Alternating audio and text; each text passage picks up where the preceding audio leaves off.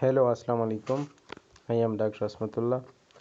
Today, our topic of discussion is orbital trauma. Orbital floor fracture.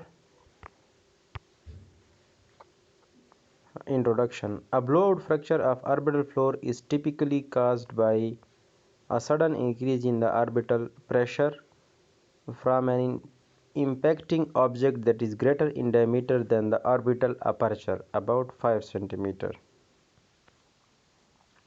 such as fist or tennis ball, so that the eyeball itself is displaced and transmitted rather than absorbs the impact.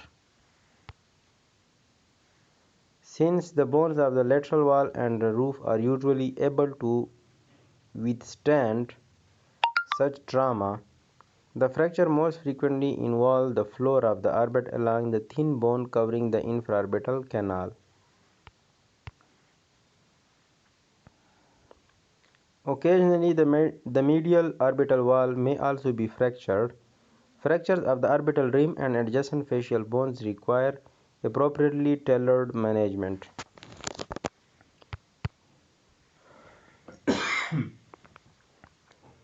Clinical features vary with the severity of the trauma and interval between injury and examination.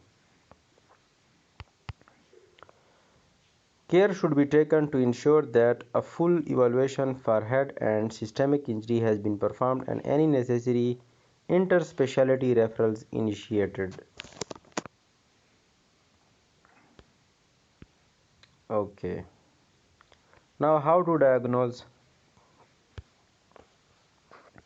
Diagnosis: visual function, the most important one, especially visual acuity, should be recorded and monitored.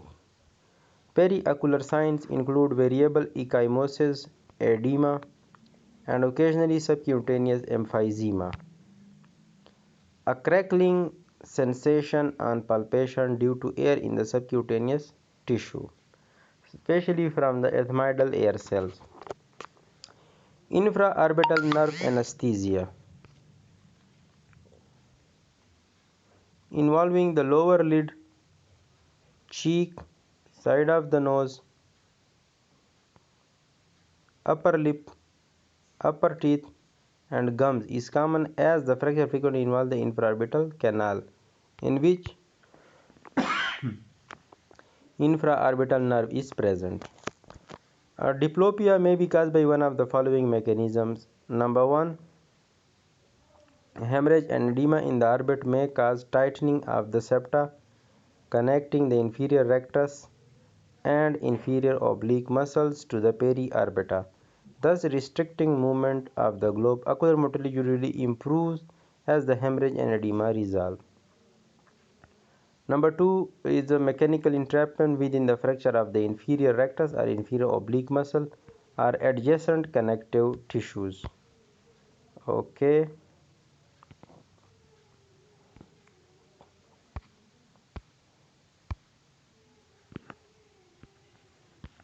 This is a picture of infraorbital fracture or a blowout fracture of the orbit. This one with the tennis ball. Okay. Tissue and fat. Diplopia typically occur in both up gaze and down gaze.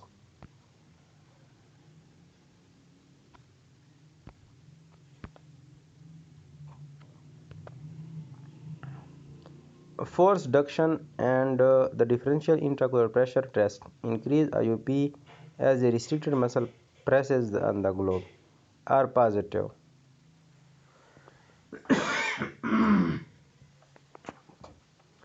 Diplopia may be subsequently improved if it is mainly due to entrapment of edematous connective tissues and fat, but usually persists if there is significant involvement of muscles themselves.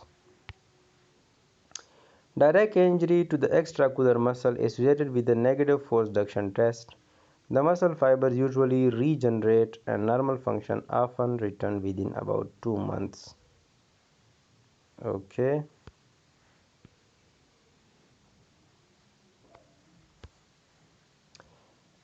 Anophthalmos. may be present if the fracture is severe, although it tends to manifest only after a few days as initial edema resolves. Late anastomosis is uncommon even in large fractures. 6 months after a large orbital fracture, only 20% will have anastomosis. Only 20% of more than 2 mm. Ocular damage, hyphema, angle recession, retinal dialysis should be excluded by careful examination of the globe, although this is relatively uncommon. In association with a blood fracture, head start testing to map eye movement is useful in assessment and monitoring. CT scan with coronal section aids in evaluation of the extent of the fracture and determination of the natural maxillary antral soft tissue densities, which may represent prolapsed orbital fat, extraocular muscle, hematoma, or unrelated antral polyps. How to treat? Initially, treatment generally consists of observation with the prescription of oral antibiotics to prevent orbital cellulitis. Ice packs and nasal decongestants may be helpful. The patient should be instructed not to blow his or her nose because of the possibility of forcing infected sinus content into the orbit. Systemic steroids are occasionally required for severe orbital edema, particularly if this is compromising the optic nerve. Okay, this is a picture of blowout fracture. This one, there is a emphysema, conjunctival ballooning, and the patient is in very bad shape. Look at this one, there is a restriction of movement in the up gaze, and in this picture there is an ophthalmos on bird eye view.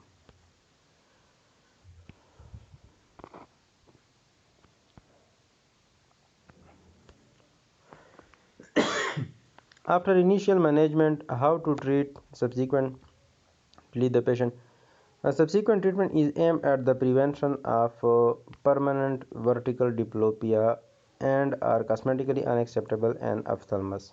Small cracks without herniation do not require treatment as the risk of permanent complication is small.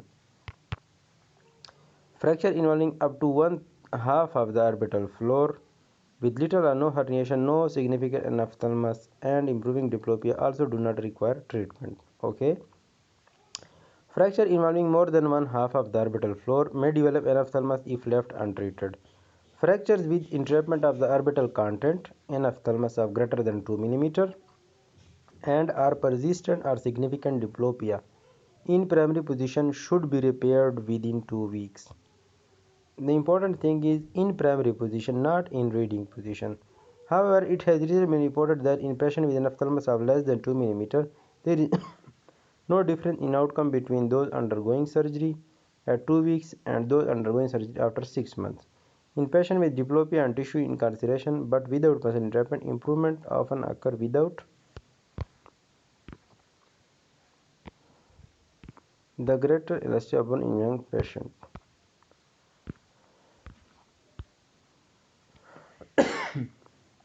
Without surgery.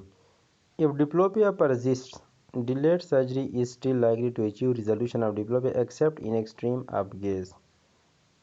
Now, there is a term called white-eyed fracture. Let's see the diagrams and the his chart. This is a his chart of a patient with the blowout fracture. There is restriction of movement in up and as well as down gaze. Okay.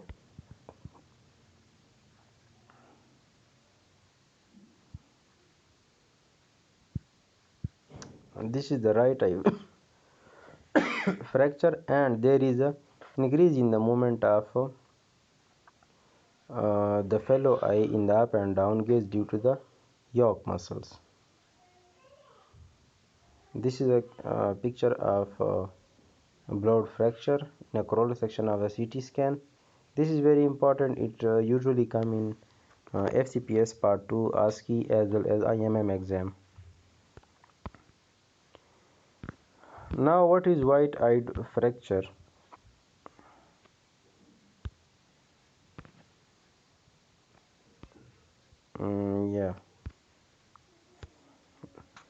White reflex is a subgroup of which urgent repair is required to avoid permanent neuromuscular damage.